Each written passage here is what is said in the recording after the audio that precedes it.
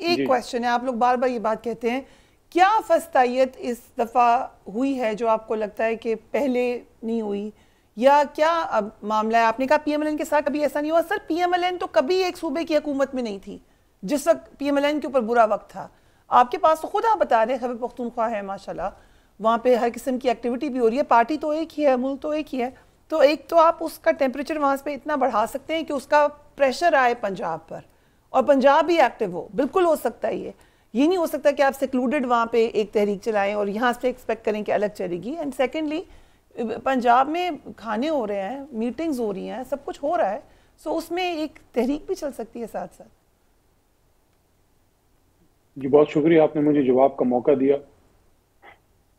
دیکھیں، جو ظلم پنجاب میں اس بار ہوا ہے وہ تاریخ میں، کیوں میں کہہ رہا ہوں پہلے نہیں ہوا، اس کی وجہ یہ ہے کہ پہلے صرف پولیٹیکل ورکرز پہ پرچے ہوتے تھے، وہ سیاسی قیدی ہوتے تھے. کیا آپ مجھے کیا چاہتی ہیں کہ میں اس تفصیل میں جاؤں جو وہاں ہوا ہے خواتین کے ساتھ یا لوگوں کے ساتھ پولیس سٹیشنز میں؟ آپ کے سٹنگ پارلیمنٹیرین جو former federal minister for interior state minister Shehryar Khan Afridi سے لے کے اور پنجاب کے ایک ورکر تک جس لیول کی فسطائیت ہوئی ہے، کبھی کیا مشرف کے دور میں یا ضیاء الحق صاحب کے دور میں لوگوں کے جا کے خواتین کے سروں سے چادریں اتار کے ان کو گھسیٹا گیا؟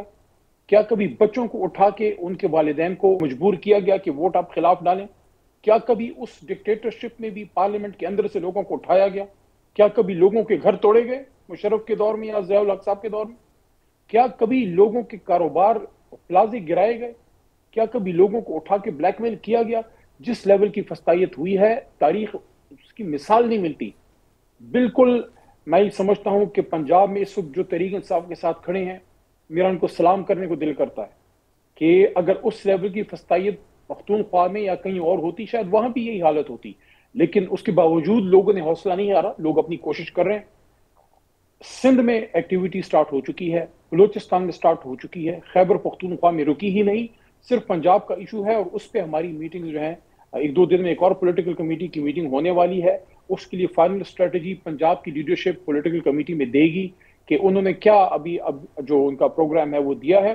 مجھے امید ہے انشاءاللہ کہ جو خان صاحب کی توقعات ہیں اس کے مطابق تحریک اٹھے گی. جہاں تک اس بات کا تعلق ہے کہ پاکستان تحریک انصاف کی لیڈرشپ، میں سمجھتا ہوں جتنی اس وقت ایکٹیو لیڈرشپ ہے، اللہ ماشاءاللہ چند لوگوں کو چھوڑ کے کوئی بھی ایسا نہیں ہوگا جس پہ یا پرچہ نہ کٹا ہوگا، جس پہ دہشت گردی کا پرچہ نہ کٹا ہوگا، یا وہ جیل نہیں گیا ہوگا، یا اس کو اٹھایا نہیں گیا ہوگا، یا اس کو حراست میں لیا نہیں گیا ہوگا. میں سمجھتا ہوں کہ پاکستان کی تحریک انصاف کے ورکر کے ساتھ ساتھ لیڈرشپ سب نے ایک استقامت کا مظاہرہ کیا ہے. ٹھیک ہے، خان صاحب کا ایک جو ایشو ہے ابھی تک وہ نکلے نہیں ہیں، جب وہ نکلیں گے اس کے بعد لوگوں کے گلے جو ہیں وہ ختم ہوں گے. جب تک خان صاحب اندر ہیں لوگوں کے گلے شکوے ہوں گے، لیکن میں سمجھتا ہوں کہ تحریک انصاف کی لیڈرشپ جتنی بھی اس وقت بار کھڑی ہے وہ اپنے لیڈر کے ساتھ مضبوط کھڑی ہے. شاہ محمود قریشی صاحب کے حوالے سے آپ نے ابتدائی میں بات کی، میں سمجھتا ہوں کہ خان صاحب کے بعد اگر کسی کی سب سے زیادہ قربانی ہے تو یہ اسیران کوٹ لکھپت ہیں، اس میں ڈاکٹر یاسمین ہیں، یاسمین راشد صاحبہ، جس میں سینٹر جاج چوئی صاحب ہیں، اس میں عمر سرفراز چیمہ صاحب ہیں، میاں محمود الرشید صاحب، اور آف کورس شاہ محمود قریشی صاحب 700+ ڈیز سے وہ بھی اندر بیٹھے ہوئے ہیں. وہ بھی جو ہے کوئی آسان راستہ انہوں نے نہیں ڈھونڈا اور وہ استقامت کے ساتھ کھڑے ہیں. تو پارٹی تو عمران خان صاحب کے ساتھ انٹیکٹ ہے الحمدللہ. رائٹ. سو بحثر گوہر نے کہا ہے کہ احتجاج ہم لے کے اسلام آباد نہیں جائیں گے، کہاں ہوگا یہ احتجاج؟ دیکھیں، مجھے جہاں تک ابھی تک اس کا اندازہ ہے، کیونکہ ہمارے سامنے جو ورکر کیڈر کی لیڈرشپ ہے یا جو وہ لوگ جن کے پاس کوئی انتظامی عہدہ نہیں ہے، ہمارے پاس ابھی تک جو انفارمیشن ہے وہ یہ ہے کہ ہر جگہ ہر علاقے میں ضلع بائی ضلع یا تحصیل بائی تحصیل یا ریجن بائی ریجن لوگ پرامن طور پہ جو ہے وہ نکلیں گے.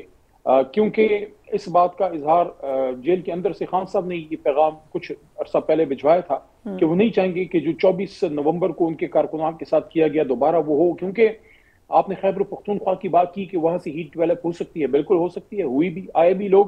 ہم نہیں چاہیں گے ہمارے کسی کارکن کو تھوڑا سے بھی گزن پہنچے، لیکن اپنی اپنی جگہ پہ اپنے اپنے علاقے میں پرامن طور پہ ایک احتجاج کرنا آئین بھی اس کا حق دیتا ہے، قانون بھی اس کا حق دیتا ہے. اب پارٹی لیڈرشپ کا فیصلہ ہے کہ وہ کیا ریجن بائی ریجن احتجاج کریں گے یا ضلع بائی ضلع یا تحصیل لیول تک کریں گے. ٹھیک ہے، لیکن وہ اب وہی بات ہے کہ پھر دن بڑے کم ہے، لیکن چلیں اس کا آپ نے جواب دے دیا.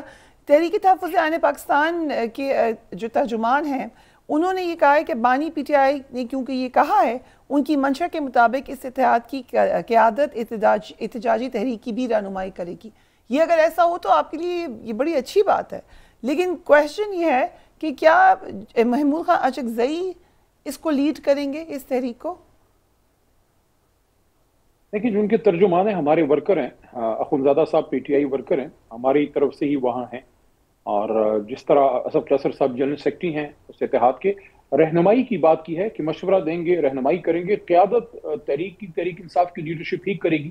Chairman Tehreek Insaf general secretary کے جو عہدے ہیں وہ قائم مقام ہوتے ہیں اعلیٰ ترین قیادت کے. جب تک عمران خان صاحب اندر ہیں اور شاہ محمود صاحب اندر ہیں تب تک ظاہر ہے اسی لیڈرشپ نے ذمہ داری جو ہے وہ نبھانی ہے. ہم بطور کارکن, بطور ایم این اے, بطور پرانے لوگ ان کے ساتھ مضبوط کھڑے ہیں. لیکن جب عمران خان صاحب باہر آئیں گے, جب شاہ محمود صاحب باہر آئیں گے, جب باقی قیادت آئے گی, تب تحریک انصاف اپنی اصل شکل میں واپس بحال ہوگی. کیا بڑا چانس ہو رہا ہے باہر آنے کا پہلے خان صاحب سے؟ شاہ محمود قریشی باہر آتے ہیں, کیا تبدیلی ہوگی؟ دیکھیں شاہ صاحب کے لیے میری دعا ہے کہ وہ اللہ ان کو جلد لے کے آئے, لیکن ان پہ بھی بدقسمتی سے کچھ پرچے مزید بڑے سخت ابھی تک موجود ہیں.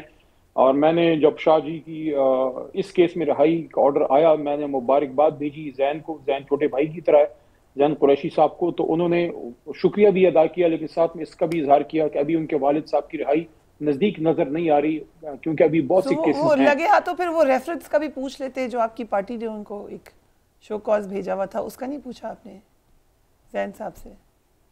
دیکھیں آپ شاید تنزیہ انداز میں سوال کر رہی ہیں. میں بالکل تنزیہ نہیں, میں سیریس سوال پوچھ رہی ہوں. جس کا والد 700 دنوں سے جیل میں ہو, جس پہ دہشت گردی کے پرچے کٹے ہوں, محب وطن پاکستانی کو غداری کے کیس کا سامنا ہو, اس کی جب رہائی ہو تو اس کے بیٹے کو مبارکباد ہی دی جاتی ہے. تو پھر کنڈیم کریں شو کاز بھیجنے پہ پارٹی کو, میں نے تو نہیں بھیجا وہ. اور اتفاق سے وہ ان کے والد ضرور ہیں, لیکن ہمارے وائس چیئرمین بھی ہیں.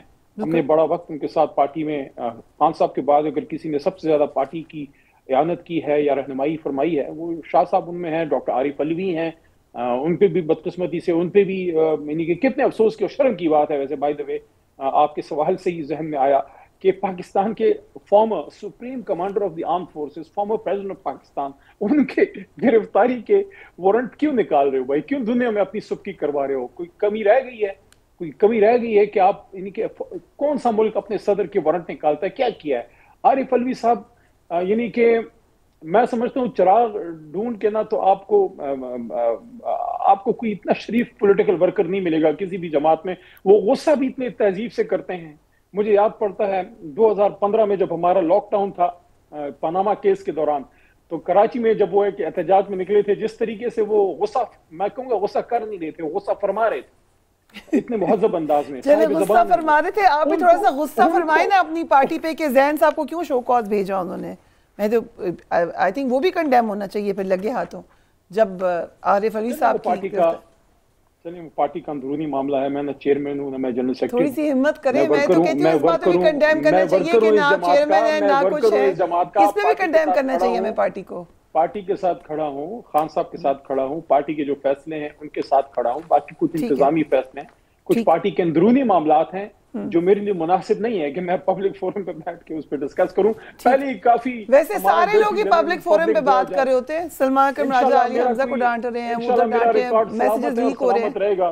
میرے سے کوئی ایسی چیز نہیں سنیں گی انشاءاللہ. وہ مجھے امید آپ سے ویسے یہی ہے, آئی ایم شیور کہ آپ ایسا نہیں کریں گے, بٹ ہم کوشش کریں گے کہ آپ سے کروانے کی.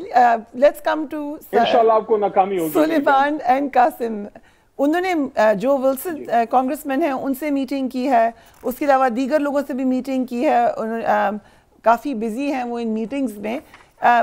کل کی میٹنگ کا بھی میں نے بتایا کہ رچرڈ گرینیل سے ان کی میٹنگ ہوئی. کانگریس مین گریگری میکس رینکنگ ممبر آن ہاؤس فارن افیئرس کمیٹی کے ہیں, ان سے ملے ہیں.